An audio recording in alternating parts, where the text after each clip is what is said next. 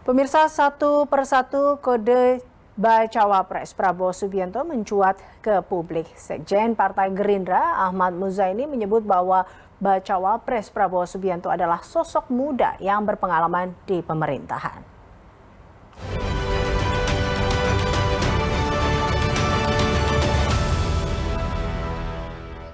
Tenang aja, ojo ke susu, Tapi kan udah mau bentar ojo gerusa-gerusu. Ya. bentar lagi deklarasinya Ya, terus kita namanya demokrasi ya.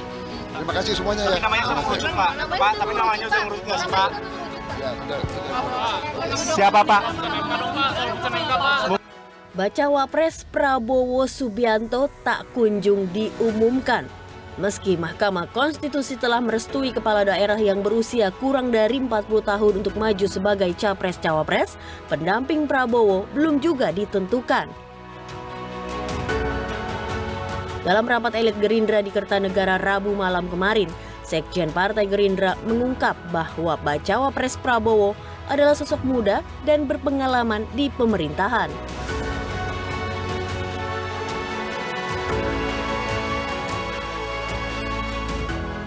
Sementara terkait peluang Gibran Rakabuming Raka, Budiman Sujatmiko berharap Prabowo membuka komunikasi dengan Ketua Umum PDI Perjuangan Megawati Soekarno Putri.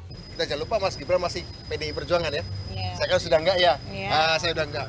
Jadi by regulation, per regulasi, dia dari regulasi, tentu Pak Mas Gibran dalam hal ini ya berarti Pak Prabowo kan harus, kalau memang Pak Prabowo mau ngambil Mas Gibran, bukan tanya pada bapaknya, tanya pada Ketua Umum partainya, Ibu Megawati Soekarno Putri.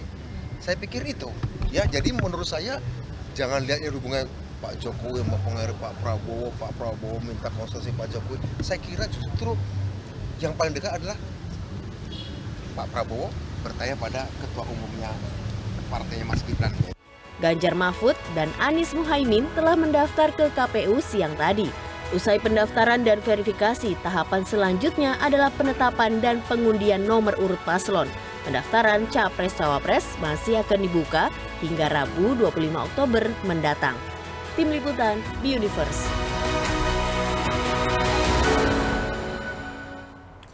Ya, pemirsa, siang tadi dua poros koalisi telah mendaftarkan paslonnya masing-masing ke KPU. Lantas kapankah Koalisi Indonesia Maju menyusul? Sudah bergabung bersama kami Sekjen Partai Bulan Bintang, Bapak Afrian Syah Nur, dan juga Direktur Eksekutif Carta Politika, ada Mas Yunarto Wijaya. Terima kasih Mas Toto dan juga Pak Afrian Syah telah bergabung bersama kami. Saya mungkin tadi kita udah dengar sebenarnya beberapa tanggapan dari Pak Prabowo, ojo ke susu, ojo gerasa gerusu. Kemudian tadi juga ada beberapa hal terkait dengan yang disampaikan oleh Budiman seperti itu. Tapi mungkin ke Mas Toto dulu. Mas Toto tadi menanggapi apa kata Pak Prabowo, ojo ke susu, ojo gerasa gerusu. Tapi Pak Prabowo juga mengatakan bahwa sosok pendamping dia nanti mungkin ada yang bilang adalah pemimpin muda seperti itu, atau kaula muda di sini. Ada yang bilang ada sosok Mas Gibran namanya keluar, ada juga Kang Emil, ada Erick Thohir.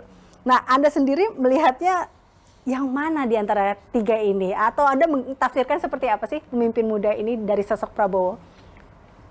Ya, statement terakhir yang sebenarnya kemarin keluar dan bisa ditafsirkan adalah dari Sekjen Gerindra.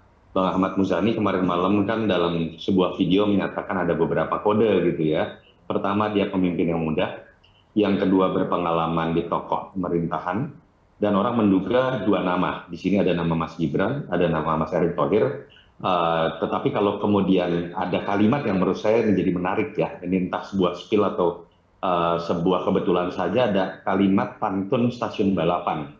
Setahu saya yang namanya stasiun balapan itu adanya di Solo gitu kan. Jadi ini linear dengan kalau kita baca runtutan statement dari Pak Prabowo, dukungan dari organ-organ di bawah Gerindra seperti tidak, itu jelas menyatakan mendukung Gibran. Dan ini kan linear juga dengan situasi ketika kemudian kita tahu selama ini Pak Prabowo berusaha melekatkan dirinya dengan Pak Jokowi. Minimal dilihat dari mulai tahun 2023 ya. Strateginya mengarah ke sana. Billboard dengan Pak Jokowi, lalu kemudian postingan paling baik dengan Pak Jokowi, dan menggait anak kandungnya, saya pikir mungkin di alam benak Pak Prabowo adalah bagian dari upaya melekatkan diri kepada Pak Jokowi. Nah, itu yang menyebabkan kalau ditanya top of the list, saya meyakini Gibran masih menjadi pilihan pertama.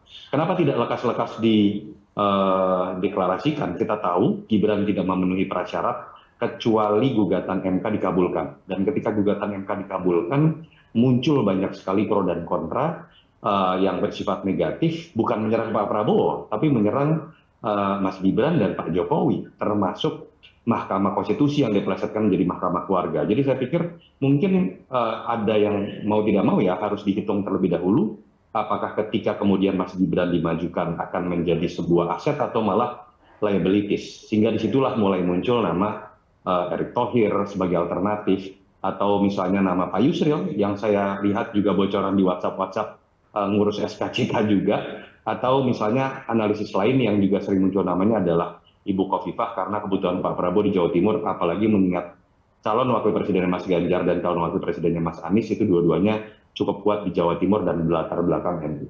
Oke, Mas To, tapi kalau tadi Anda katakan bahwa nama Gibran cukup kuat atau ada nama-nama lain yang memang sudah terdengar lah belakangan ini, tapi apa yang memang akhirnya membuat Pak Prabowo belum juga nih mengumumkan siapa pendampingnya? Apa masih mau menunggu Pak Jokowi pulang dulu? Tadi kan saya sudah jelaskan sebetulnya, ketika muncul nama Gibran di top of the list, ada yang harus diperhitungkan. Karena kemudian keputusan MK yang meloloskan Mas Gibran, bukan meloloskan Mas Gibran lah ya, membuat Mas Gibran bisa maju, dan kebetulan MK ini diketuai oleh omnya Mas Gibran, itu kan menimbulkan banyak sekali image negatif, politik dinasti, Mahkamah Keluarga. Itu yang menurut saya saat ini harus dihitung. Belum lagi ketika berbicara misalnya kalau bukan Mas Gibran lalu siapa? Misalnya muncul nama Erick Thohir. Saya meyakini dalam logika kepentingan parpol, Golkar akan tidak legowo, merasa dirinya lebih besar, lalu kenapa kemudian PAN yang diberikan jatah?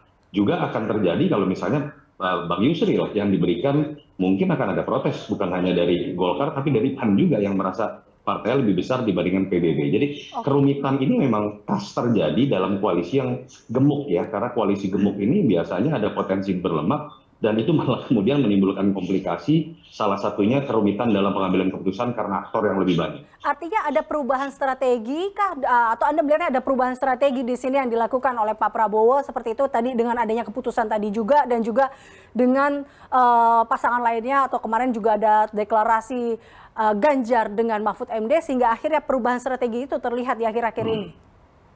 Saya melihat Pak Prabowo tetap akan fokus kepada Gibran.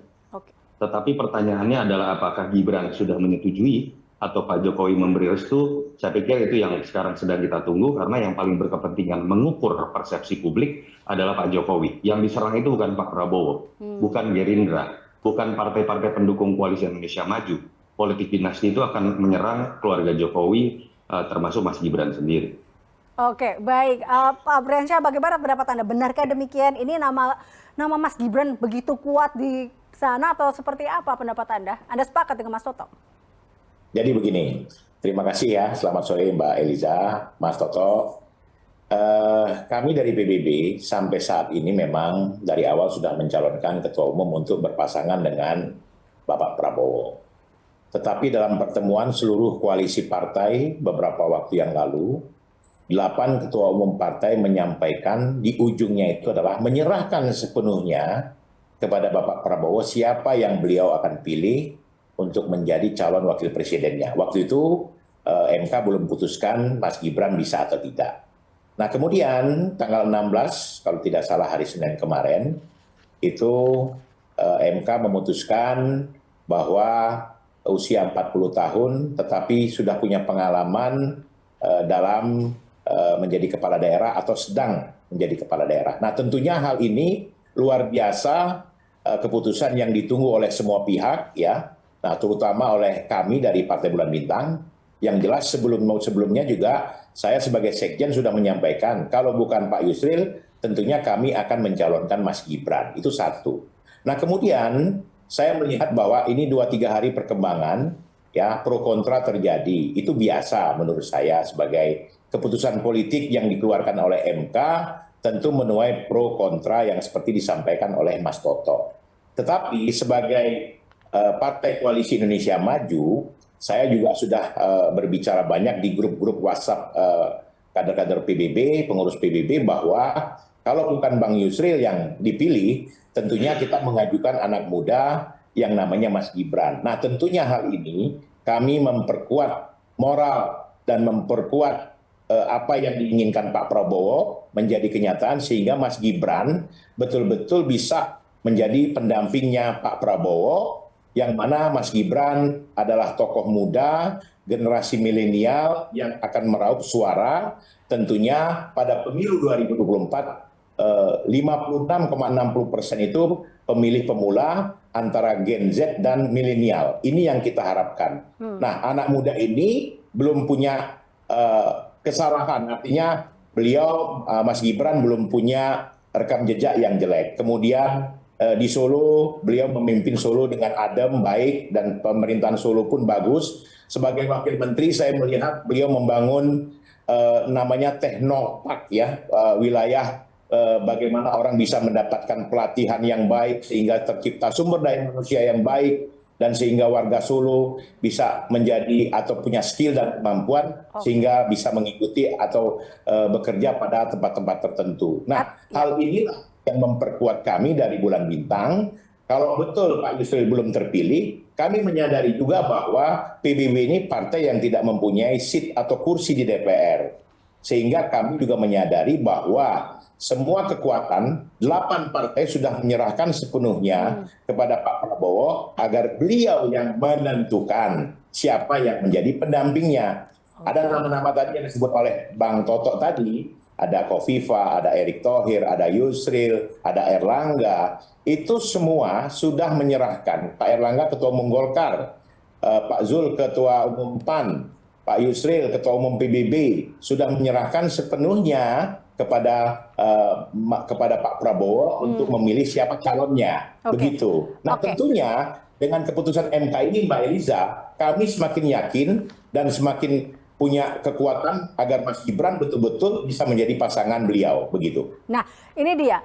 Artinya PBB sudah legowo apabila Prof Yusril nggak maju, tapi di sini Mas Gibran lah yang didukung. Atau tadi ya stasiun balapan ya, kalau kata Mas Toto yang kemarin pantun yang begitu ramai dibicarakan. Tapi kalau kita lihat, apakah betul bahwa PBB masih menyuarakan agar Gibran menjadi pendamping Pak Prabowo? Benarkah bahwa kabar ada sebuah persyaratan bagi Gibran, yakni masuk sebagai kader Partai Golkar ini bila ingin menjadi wakil Prabowo? Benar demikian? Jadi saya tidak mendengar Partai Golkar mau menarik Pak Mas Gibran atau PAN atau PBB. Semua kita serahkan kepada Mas Gibran tentunya secara pribadi. Yang terpenting sekarang adalah bahwa waktu sudah berjalan, pendaftaran hari ini sudah dimulai, dan kemudian tinggal tersisa tanggal 20 sampai tanggal 25. Nah, tentunya dengan 6 hari ini, kami betul-betul bisa fix menyiapkan calon wakil presidennya Pak Prabowo sehingga kami bisa mendaftar. Soal Mas Gibran mau masuk partai politik tertentu itu dikembalikan kepada Mas Gibran sendiri. Jadi kami tidak punya hak untuk melarang. Jadi artinya sekarang masih menunggu keputusan dari Mas Gibran. Gimana Mbak Elisa? Pak Friansyah, jadi artinya sekarang masih menunggu jawaban dari Mas Gibran seperti itu kah? Hingga akhirnya masih belum belum bisa mengumumkan siapa pendamping Pak Prabowo?